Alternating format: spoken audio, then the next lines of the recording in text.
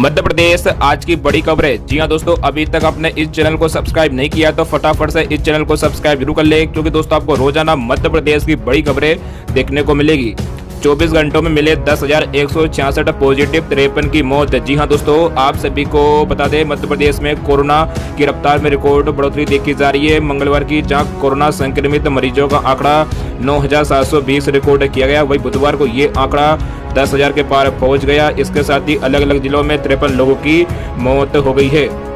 जी हां दोस्तों, दरअसल कल प्रदेश में कुल 47,820 सैंपल की जांच की गई, जिसमें से 10,166 मरीजों की पुष्टि हुई है।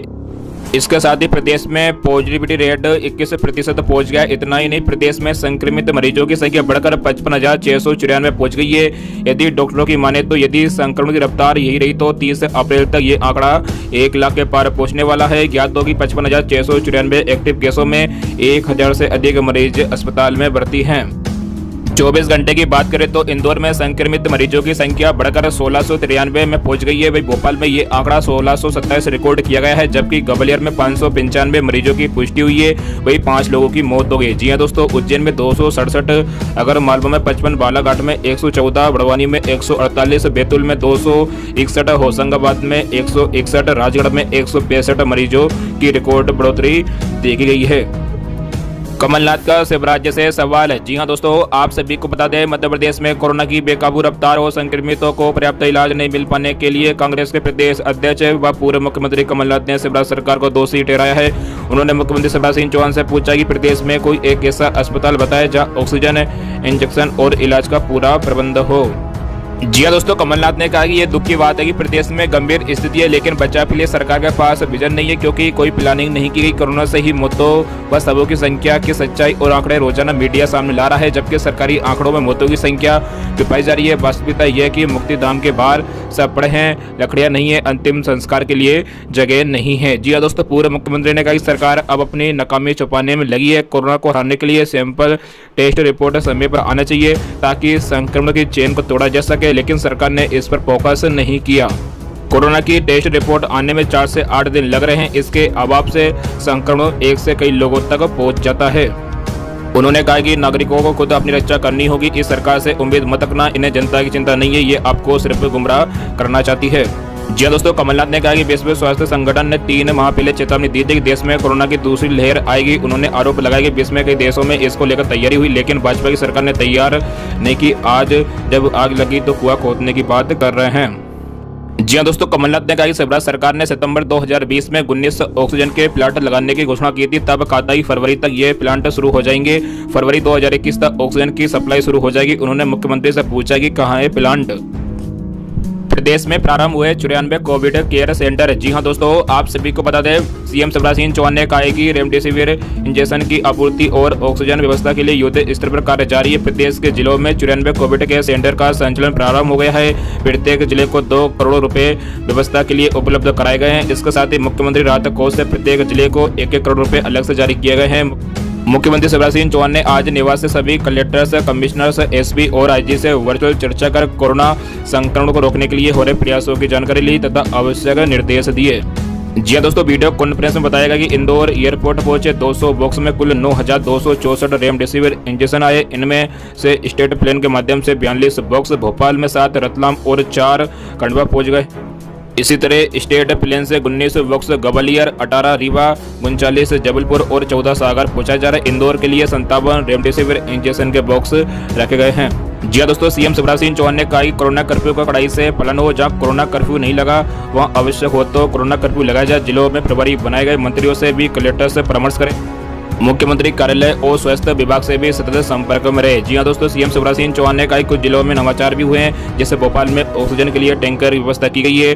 बड़वानी में जांच की दरें नियंत्रित कर जनता को राहत दी गई है। सीएम शिवराज सिंह चौहान ने बताया कि भोपाल में एम्स और रेड क्रॉस हॉस्पिटल में भी बिस्तर क्षमता बढ़ाई जा रही है। जबलपुर के सुख सागर अस्पताल और अन्य नगरों में निजी अस्पतालों का सहयोग भी ले रहे हैं। दामोह उपचुनाव में कांग्रेस प्रत्याशी अजय टंडन कोरोना पॉजिटिव। जी हां दोस्तों, आप सभी को बता दें, दामोह विधानसभा 55 के उपचुनाव के दौरान चुनावी सभाओं व रैलियों में कोरोना संक्रमण की रोकथाम की गाइडलाइन की खुलेआम धज्जियां उड़ाई गई। नतीजा, अब कोरोना की चपेट में पार्टियों के नेता आने लगे हैं। गुरुवार को कांग्रेस प्रत्याशी अजय टंडन के कोरोना संक्रमित होने की पुष्टि हुई है। उनकी बेटी रूपाली टंडन ने मीडिया से बात करते हुए इसकी जानकारी दी। जी दोस्तों, पॉजिटिव आने के बाद प्रत्याशी टंडन ने खुद को होम आइसोलेट कर लिया है। कांग्रेस प्रत्याशी अजय टंडन के कोरोना संक्रमित होने के बाद उनकी बेटी ने मीडिया से चर्चा के दौरान भाजपा सरकार पर निशाना साधा। उन्होंने कहा कि सरकार को दामों में कोई मतलब नहीं है। मैं पूछना चाहती हूँ कि जब पूरे प्रदेश में लॉकडाउन लगा गया तो दामों में क्यों नहीं लगाया।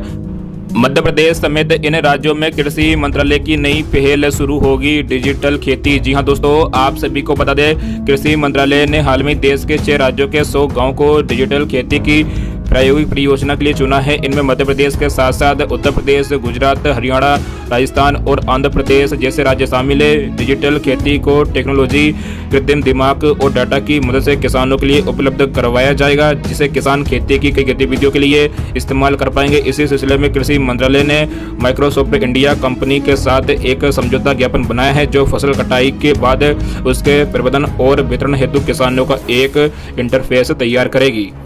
जी दोस्तों, डिजिटल खेती के बारे में बात करते हुए कृषि मंत्रालय ने कहा कि इस पहल से किसानों का खेती से होने वाला खर्च बचेगा, साथ ही खेती पहले से कई गुना आसान भी हो जाएगी। इसी तरह की अन्य प्रायोगिक परियोजना को अन्य निजी एवं सार्वजनिक गतिविधियों के साथ भी जोड़ने की कोशिश की जा रही, जिससे देश में जीवंत कृषि आधारित इकोसिस्टम बनाया जा सके। जी दोस्तों, माइक्रोसॉफ्ट इंडिया कंपनी ने अपने स्थानीय साथी क्रॉप डेटा के साथ मिलकर भारत के 6 राज्यों के 100 गाँव में डिजिटल खेती शुरू करने की पहल की है। जी हाँ दोस्तों, वही केंद्रीय कृषि मंत्री नरेंद्र सिंह तोमर ने का कहना है कि टेक्नोलॉजी के इस्तेमाल से खेती एक लाभदायक वेंचर के रूप में सामने आएगी। इसके साथ ही नई पीढ़ी भी खेती की तरफ आकर्षित होगी। हरदा में 16 से 26 अप्रैल तक रहेगा कोरोना कर्फ्यू, कृषि मंत्री ने ट्वीट कर दी जानकारी। जी हां दोस्तों, आप सभी को बता दें, जिले में गुरुवार को क्राइसिस मैनेजमेंट ग्रुप की बैठक में कृषि मंत्री कमल पटेल ने वीडियो कॉन्फ्रेंसिंग के जरिए भाग लिया। बैठक में जिले में कोरोना संक्रमण की दर से लगातार वृद्धि को देखते हुए 16 अप्रैल शाम 6 बजे से 26 अप्रैल सुबह 6 बजे तक कोरोना कर्फ्यू लगाने का निर्णय लिया गया है। ये जानकारी कृषि मंत्री ने ट्वीट कर जानकारी दी है। जी हां दोस्तों, जिले के समस्त नगरीय क्षेत्रों में 16 अप्रैल से 26 अप्रैल तक कोरोना कर्फ्यू लागू रहेगा। इस दौरान समस्त व्यावसायिक प्रतिष्ठान बंद रहेंगे। कृषि मंत्री कमल पटेल ने जिले के नागरिकों से कोरोना कर्फ्यू के दौरान घर पर रहने की अपील की है। उन्होंने ट्वीट कर कहा कि जब तक अति आवश्यक न हो घर पर ही रहे और जिला प्रशासन द्वारा कोरोना की रोकथाम के लिए किए जा रहे इस कोरोना कर्फ्यू में सहयोग करें।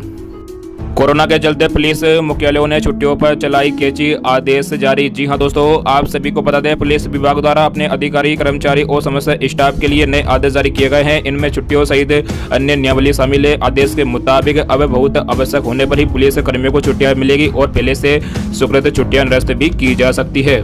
जी हां दोस्तों, पुलिस मुख्यालय द्वारा जारी आदेश के अनुसार कोविड-19 के बढ़ते केयर को देखते हुए निर्देश दिए गए हैं कि पुलिस अधिकारियों और कर्मचारियों को लंबी अवधि के लिए अवकाश स्वीकृत न किया जाए।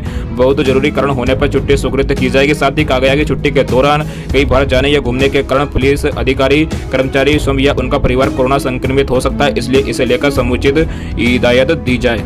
मंत्री ने कहा, मध्य प्रदेश बोर्ड के विद्यार्थियों को नहीं दिया जाएगा जनरल प्रमोशन। जी हां दोस्तों, आप सभी को बता दें, देश भर में बढ़ते कोरोना संक्रमण के कारण सीबीएसई की 10वीं की परीक्षा रद्द कर दी गई है। 10वीं के विद्यार्थियों को जनरल प्रमोशन दिया जाएगा। वही मध्य प्रदेश बोर्ड की 10वीं व 12वीं की परीक्षा भी जून में लिए जाने के निर्देश जारी कर दिए गए हैं। सीबीएसई की तर्ज पर मध्य प्रदेश बोर्ड की परीक्षा रद्द कर जनरल प्रमोशन देने की बात को प्रदेश के स्कूल शिक्षा राज्य मंत्री इंद्र सिंह परमार ने सिरे से नकार दिया है। उनका कहना है, किसी भी हाल में मध्य प्रदेश बोर्ड की 10वीं की परीक्षा को रद्द नहीं किया जाएगा और न ही विद्यार्थियों को जनरल प्रमोशन दिया जाएगा। जब जनरल प्रमोशन दिया जाता है तो उस साल के बच्चों को मानसिक परेशानी से गुजरना पड़ता है। जब अर्जुन सिंह के शासन में प्रदेश के बच्चों को जनरल प्रमोशन दिया गया था, तब बच्चों को कहीं कोई एडमिशन नहीं दे रहा था। मंत्री ने साफ कहा, किसी भी हाल में परीक्षा ली जाएगी। अभी 9वीं व 11वीं के ओपन बुक पैटर्न परीक्षा ली जा रही है। ऐसे ही परीक्षा के पैटर्न बदलाव कर बोर्ड के विद्यार्थियों की परीक्षा ली जाएगी। वीडियो को लाइक करें और ज्यादा से ज्यादा अपने मित्रों में शेयर कीजिएगा। जय हिंद।